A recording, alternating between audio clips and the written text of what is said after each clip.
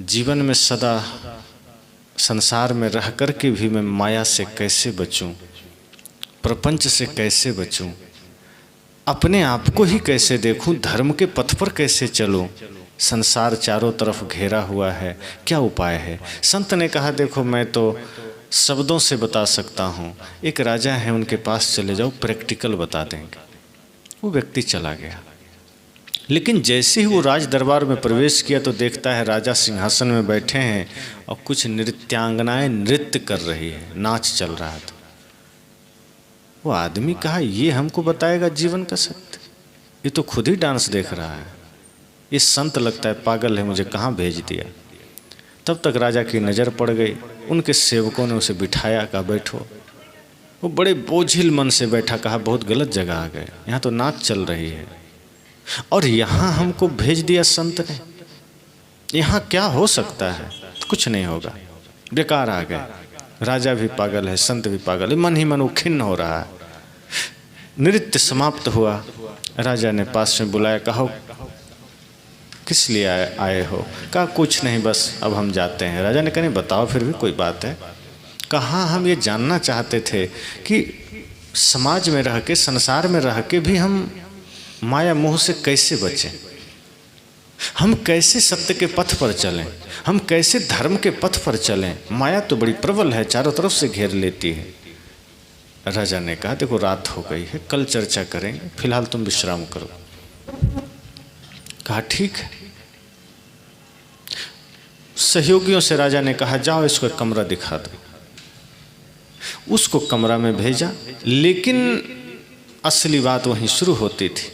ऐसा कमरा था जिसमें एक ही आदमी घुस सकता था, न खिड़की थी, न उलटने पलटने की जगह थी। बेड लगा था, बस इधर से जाओ और लेट जाओ। राजा के सेवकों ने कहा कि बस इसी में तुम्हें सोना है। वो आदमी घबरा गया, कहे तो काल कोठरी है, कहे बस यहीं सोना है तुम्हें। और उसको भेज दिया उसमें, और बाहर से मजबूत दरवाजे थे उसको लगा दिया, कड़ी लगा दिया, ताले लॉक कर दिया। अब वो आदमी तो घबरा गया। अब उसको कहा यहीं तुम्हें सोना है। वो लेटा, तो सोचा रात भर किसी तरह समय निकाल देंगे, क्या दिक्कत है बिना करवट बदले। लेकिन लेटता है, जब ऊपर नजर गई तो देखता है कि छत में दो खतरनाक मजबूत नंगी तलवारें लटक रही थी, और वो बंधा भी था तो एक पतला सा धागे में, कच्चा धागा में।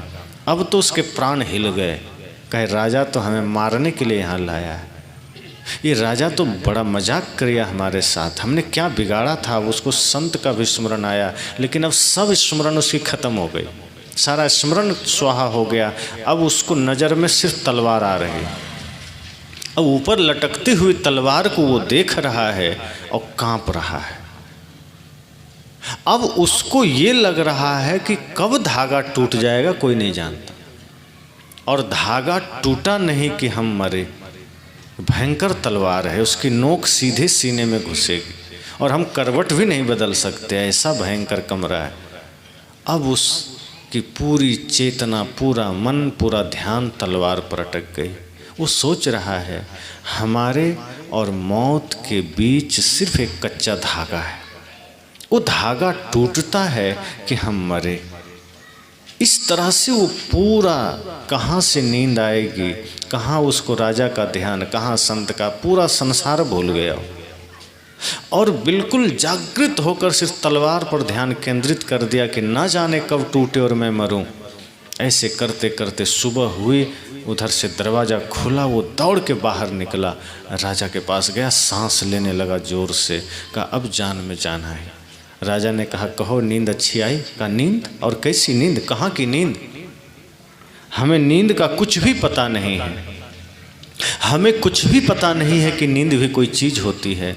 कहा कमरा अच्छा लगा, कहा हमें पता ही नहीं कमरा क्या है। कहा पेंट उंट बढ़िया लगा, कहा हमें ध्यान ही नहीं पेंट भी था उसमें। कहा खाट अच्छी थी, कहा कहाँ ध्यान था खाट का। कहा तो फिर क्या देख रहे थे। कहा हम तो सिर्फ अपनी मौत को देख रहे थे, हम तो तलवार में सिर्फ अपनी मृत्यु को देख रहे थे। तलवार लटक रही थी कच्चे धागे में, ना जाने कब टूट जाए और हम मर जाएं। रात कैसे निकल गई, कहाँ निकल गई पता ही नहीं चला। न कमरे का ध्यान रहा, न राज्य का, न आपका, न शरीर का कोई ध्यान नहीं, सिर्फ मौत पर नजरें टिकी थी। राजा ने कहा, जहाँ मैं बैठता हूँ वहाँ भी ऐसी ही दो नंगी तलवारें लटक रही होती है। सामने नृत्य चलता है, सामने पूरा राज्य चलता है, सब कुछ चलता है, पूरी दुनिया चल रही है 24 घंटे, लेकिन मेरे स्मरण में सदैव ऊपर ध्यान रहता है, मेरी चेतना ऊपर रहती है, मेरा चित्त ऊपर रहता है कि मेरे ऊपर भी मृत्यु की तलवार लटक रही है। हम जीते संसार में हैं, रहते परिवार में हैं, बैठते समाज में हैं, काम संसार का करते हैं, लेकिन राजा ने कहा मेरा ध्यान मृत्यु से कभी हटता नहीं है। इसलिए मैं आश्चर्य से नहीं जीता, आनंद से जीता हूँ। मैं संसार में डूब कर नहीं जीता, मैं संसार से अलग हट कर जीता हूँ। जैसे कमल का जड़ रहता कीचड़ और पानी में है, लेकिन पत्तियाँ सदैव ऊपर रहती है। राजा ने कहा मैं इस राज्य का राजा हूँ, इसलिए राज्य नियमों का पालन करना पड़ता है, लेकिन जीने का सूत्र मैं सदैव अपना रखता हूँ। मृत्यु सदैव मेरे स्मरण में रहती है, और जब जब मृत्यु स्मरण में रहेगी पाप कभी नहीं होगा, चाहे सामने कोई शराबी ही क्यों ना हो। हम शराबियों के बीच बैठें, चाहे जुआरियों के बीच बैठें, चाहे चोरों के बीच बैठें, अगर हमारा ध्यान मृत्यु पर है तो कोई भी कुसंग हमें प्रभावित नहीं कर सकता, कोई भी पाप हमें प्रभावित नहीं कर सकता। हम पाप में प्रभावित हो जाते हैं, दूसरों को देख करके हम वैसा ही बन जाते हैं। अच्छे चीज़ों की नकल हम नहीं कर पाते।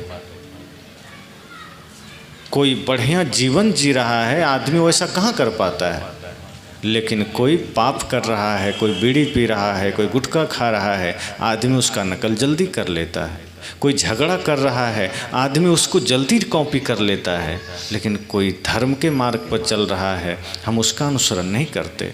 कोई राष्ट्र निर्माण कर रहा है, कोई राष्ट्र की सेवा में लगा है, हम उसको फॉलो नहीं करते, हम उसका अनुसरण नहीं करते।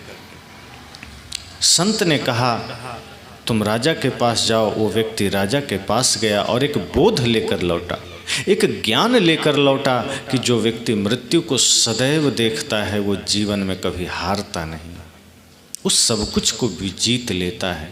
और सबसे बड़ा विजेता तो वही है जिसने अपने मन को, वाणी को, इंद्रियों को जीता है। जो संसार को जीतने में लगा है वो तो सबसे कायर और हारा हुआ आदमी।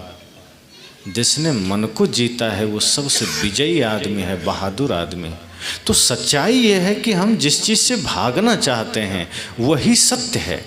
हम जिस चीज़ से दूर रहना चाहते हैं वही अंतिम सत्य है, और उससे भागने की ज़रूरत नहीं है, उसमें जागने की ज़रूरत है। हम चेष्टा कितनी भी कर लें हम बच नहीं सकते।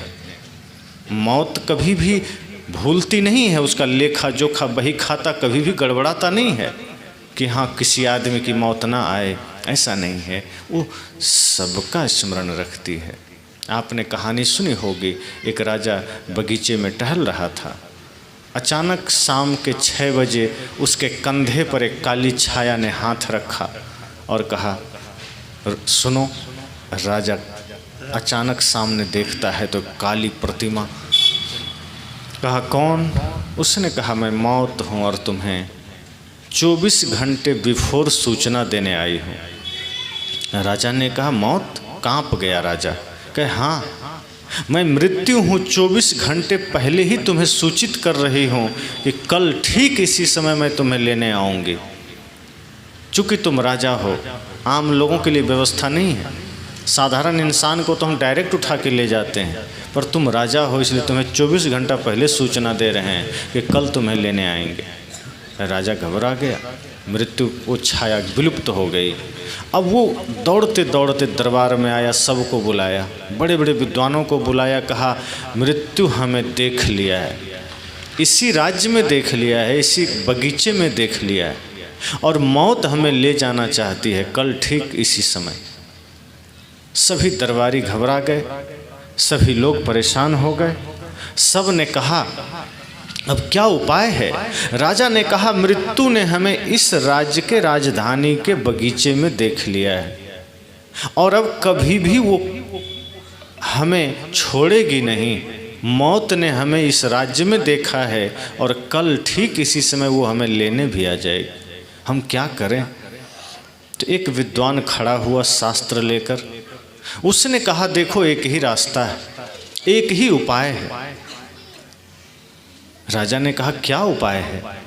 कहा रास्ता यह है कि मौत ने तुमको इसी राज्य में देखा है ना, मौत तो तुमको इसी बगीचे में देखा है। कहा हाँ। कहा तुम ये राज्य छोड़ दो, तुम आज ही भाग निकलो कहीं और, तुम निकल जाओ यहाँ से बहुत दूर, क्योंकि मौत ने तुम्हें यहाँ देखा है, तुम चुपके से भाग जाओ। राजा ने कहा ये तो बहुत अच्छी बात है। अब उस समय हवाई जहाज़ का ज़माना तो था नहीं, न गाड़ी मोटर थे, घोड़े हाथी के ज़माना थे। राजा ने कहा हाथी से तो काम नहीं चलेगा, बढ़िया तेज़ दौड़ने वाला घोड़ा मंगाया जाए। राजा के लिए तेज़ दौड़ने वाला घोड़ा मंगाया गया, खाने पीने का कुछ जलपान डाल दिया गया। राजा घोड़ा पर बैठा, कहा जितना हो सकता है जल्दी आप घोड़ा से निकल जाइए, राज्य को छोड़ दीजिए, दूसरे राज्य को भी छोड़ दीजिए, जंगल पहाड़ हिमालय के उस पार निकल जाइए। मौत ने आपको यहाँ देखा है, आप चुपके से निकल जाइए, रात में ही मौत धोखे में आ जाएगी, वो यहाँ आएगी, आप मिलेंगे नहीं तो आपको मार नहीं सकेगा। राजा ने कही बात तो सत्य। अब राजा घोड़े पर सवार हुआ और दौड़ता रहा, दौड़ता रहा, रात भर दौड़ा, कई राज्य पार कर गया। सुबह फिर दौड़ता रहा, शाम दौड़ता रहा। शाम को ठीक उसी समय वो रुका, बहुत दूर निकल करके एक पेड़ के नीचे खड़ा हुआ और देख रहा है कि समय तो वही है, अब हम शांत हैं, अब सुरक्षित हैं, अब तो हम हजारों किलोमीटर दूर आ गए हैं, अब तो मौत को पता भी नहीं होगा कि हम यहाँ हैं। अब तो वो राज्य में मौत आएगी, देखेगी राजा कहाँ है, नहीं मिलेंगे, लौट जाएगी। राजा बड़े अहंकार में है, मैंने मौत को धोखा दे दिया। जैसे ही शाम के 6 बजता है, वो खड़ा भी रिलैक्स ही हो रहा है, थोड़ा शांत ही हुआ है कि ठीक वही छाया पुनः कंधे पर हाथ दिया। तुम आ गए जी? कहा तुम कौन? कहा मौत। तुम यहाँ भी? कहा तुम्हारी मौत तो यहीं लिखी थी, हम तो व्यर्थ में हम चिंतित थे कि राजा है, राजा अपने राज्य में, मरना उसका यहाँ लिखा है, वो आएगा यहाँ कैसे? हम तो खुद चिंतित थे कि तुम्हारी मृत्यु तो इसी जगह लिखी थी, तुम हो हजारों किलोमीटर दूर, तुम आओगे कैसे, तुम मरोगे कैसे? लेकिन धन्यवाद है तुम्हारे घोड़े को जो समय पर तुम्हें यहाँ ले आया, और तुम्हें भी धन्यवाद है कि तुम किसी न किसी भांति यहाँ पहुँच गए जहाँ तुम्हें मरना है। राजा ने कहा इतनी मेहनत किए लेकिन मौत सामने है। मृत्यु ने कहा तुम कहीं चले जाओ, मुझसे नहीं बच सकते। जिस दिन तुम जीवन का पहला कदम रखे थे, हम वहीं साथ हो गए थे। तुम्हें लगता है कि हम अचानक आते हैं, हम वहीं साथ हो गए थे, हम वहीं से साथ थे। और आज तुम अचानक नहीं मर रहे हो, हमने तुम्हें प्रतिदिन मारा है, हमने तुम्हें प्रति पल मारा है, हमने तुम्हारा एक एक घड़ी मारा है, एक एक घड़ी तुम्हारा छीना है, और आज तुम फाइनल मरने जा रहे हो। संत यही कहते हैं कि दुनिया में सबकी यही स्थिति, हर एक व्यक्ति जब यहाँ से जाता है वो अचानक नहीं जाता। लोग कहते हैं कि जब कोई 20-25 साल का नौजवान गुजर जाता है तो आदमी बड़ा चिंतित होता है, रोता है, दुखी होता है कि बड़ा दुर्भाग्य, क्या कहें, दुखों का पहाड़ टूट गया। वो 20 साल का नौजवान कैसे मर गया, आकस्मिक मौत कैसे आ गई, आदमी चिंतित होता है। वो कहता है मरा कैसे। सदगुरु कबीर कहते हैं नहीं नहीं, इसमें कोई आश्चर्य की बात नहीं। सदगुरु कबीर बहुत अलग सोचते हैं, संसार के लोग से बहुत अलग, ऊपर। संसार का आदमी कहता है 20 साल का नौजवान मरा कैसे। सदगुरु कबीर कहते हैं आश्चर्य की बात ही नहीं, 20 साल का आदमी मरा कैसे ये आश्चर्य नहीं है। साहब ने कहा 20 साल का आदमी 20 साल तक जिया कैसे ये आश्चर्य है। लोगों ने कहा कैसे। कहा 10 द्वारे का पिंजरा तामे पंछी पौन, रहबे को अचरज है जात अचंभे कौन।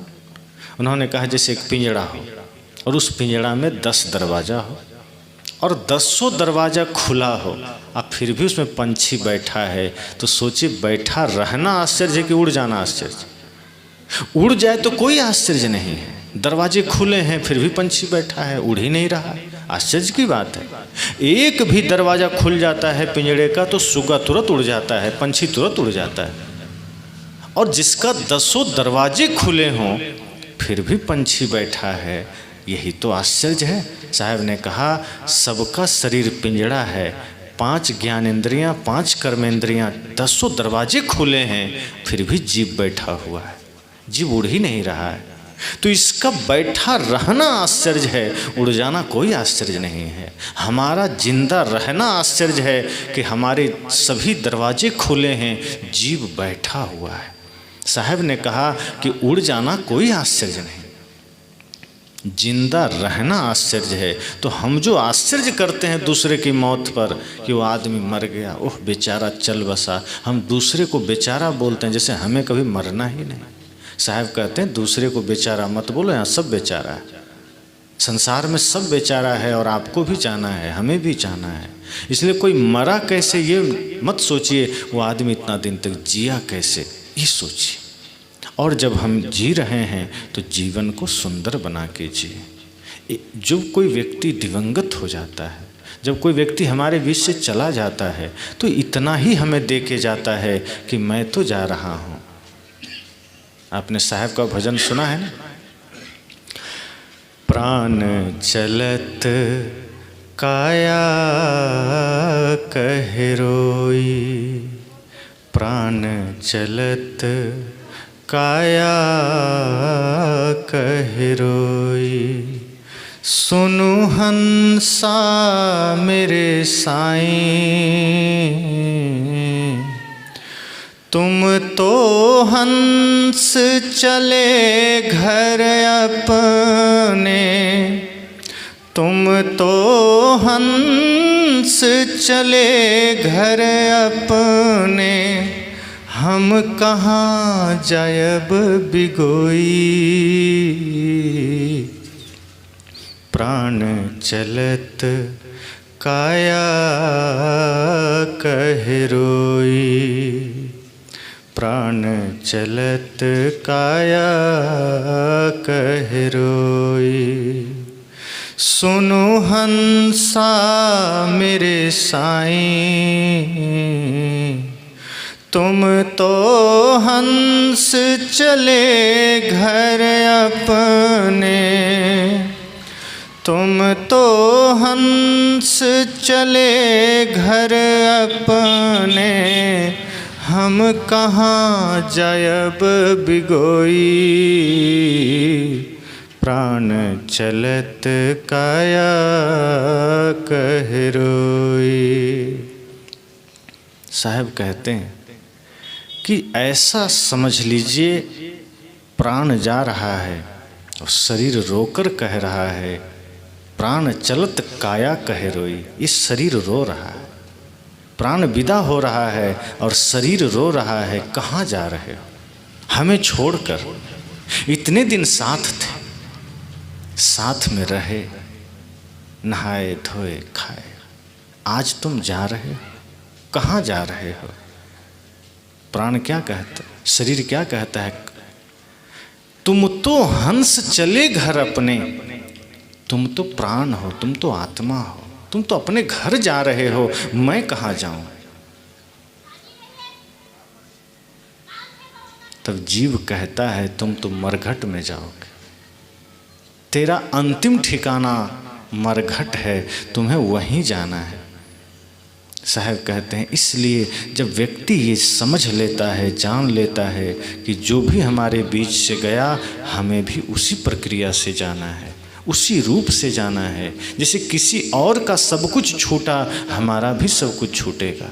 जैसे बाकी लोग की स्थिति हुई वही हमारी भी होगी। फिर बेहोशी में क्यों जीना, बेभान होकर क्यों जीना, जाग कर जीना है। जीवन में जाग कर जो जीता है वही जीवन में सिकंदर कहलाता है। दुनिया को जीतने वाला सिकंदर नहीं होता, वो तो सबसे लाचार आदमी है। जो दूसरों के हिंसा करके दूसरों को जीतना चाहता है, उससे ज़्यादा क्रूर और लाचार कोई नहीं है। जो अपने को जीत लेता है वो सिकंदर है।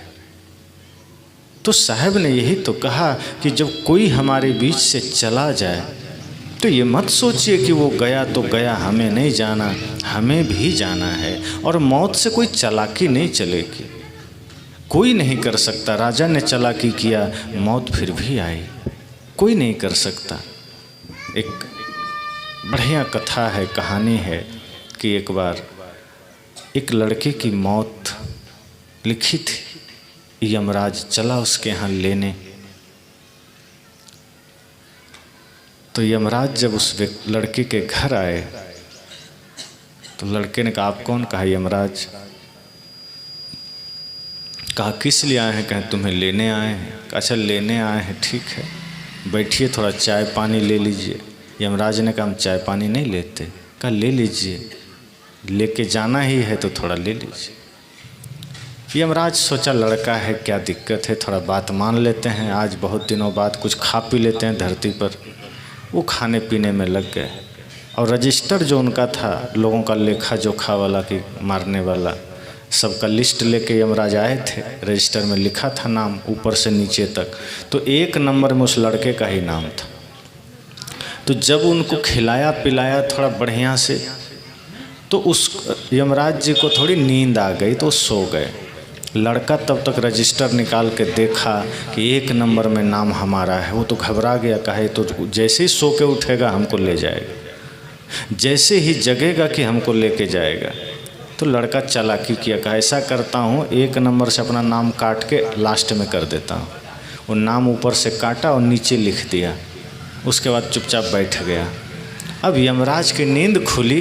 कहा, बेटा मैं तुमसे बहुत खुश हूँ, बड़ा आनंद आया तुम्हारे यहाँ, पहली बार किसी ने इतना सेवा किया। मैं इतना प्रसन्न हूँ कि मैं तुम्हें कुछ देना चाहता हूँ। कहा, क्या? कहा, हम अपने लिस्ट में तुम्हारा नाम 1 में रखे थे, तुम्हें ही पहले ले जाते, लेकिन अब मैं नीचे से शुरू करूँगा, ऊपर से नहीं।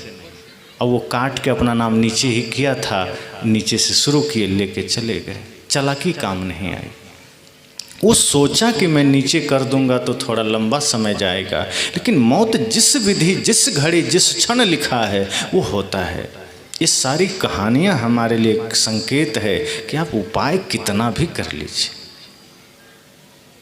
जीने का उपाय करिए। साहब कहते हैं जीवन को अच्छा बनाने का उपाय करिए, मौत से लड़ने का उपाय मत करिए। मौत से लड़ने का कोई